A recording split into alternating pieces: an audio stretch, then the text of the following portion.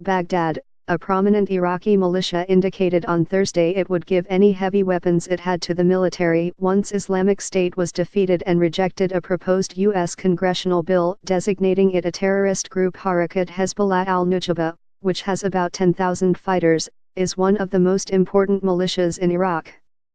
Though made up of Iraqis, it is loyal to Iran and is helping Tehran create a supply route through Iraq to Damascus. The Nujaba fights under the umbrella of the Popular Mobilization Forces, PMF, a mostly Iranian-backed coalition of Shiite militias that played a role in combating Islamic State. Disarming the PMF is seen as Prime Minister Haider al-Abadi's most difficult test as Iraqi forces edge closer to declaring victory over the Sunni militants. The heavy weapons belong to the Iraqi government.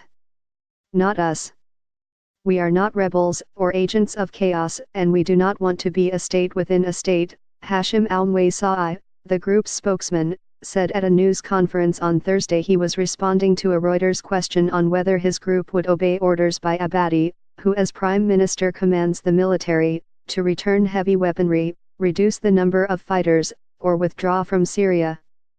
He would not be drawn on the reduction of fighters or Syria. The PMF is under the command of the Commander-in-Chief of the Armed Forces, and naturally, when the war is over and victory is declared, the final decision will be his, Musa'i said. His comments broadly echoed those of Iraqi military spokesman Brigadier General Yahya Rasool. The tanks, armored vehicles and machine guns belong to the army, and it is natural that after the battles are over they return to the army, Rasool told Reuters in an interview. Nujaba strongly objected to moves by Washington towards designating it a terrorist group. Nujaba blames the United States, without providing evidence, for the creation of IS. Republican U.S. Representative Ted Poe introduced a bill this month to the House of Representatives that would place Nujaba and another militia loyal to Iran on a list of terrorist groups and give President Donald Trump 90 days to impose sanctions on it once it passed Iranian influence. The bill was referred to the House Committee on Foreign Affairs, sparking condemnation in Baghdad from Iraqi lawmakers and Abadi himself, who said he would not allow anyone who fought Islamic State to be treated as criminals. Accusing us of terrorism is not new or surprising.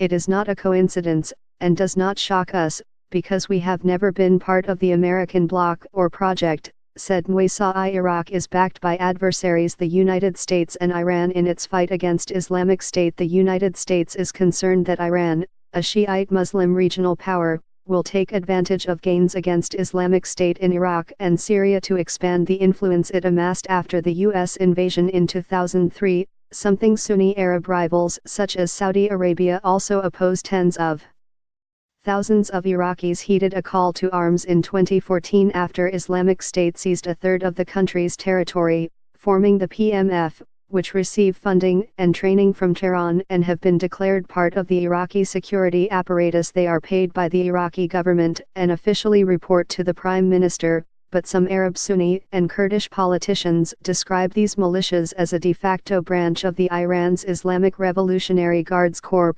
IRGC, Musa'i openly said on Thursday. His group receives support in the form of advice from the Guards and the commander of its foreign operations, Major General Qasem Soleimani, and Lebanese Shiite political and military group Hezbollah. Share on Facebook, share on Twitter.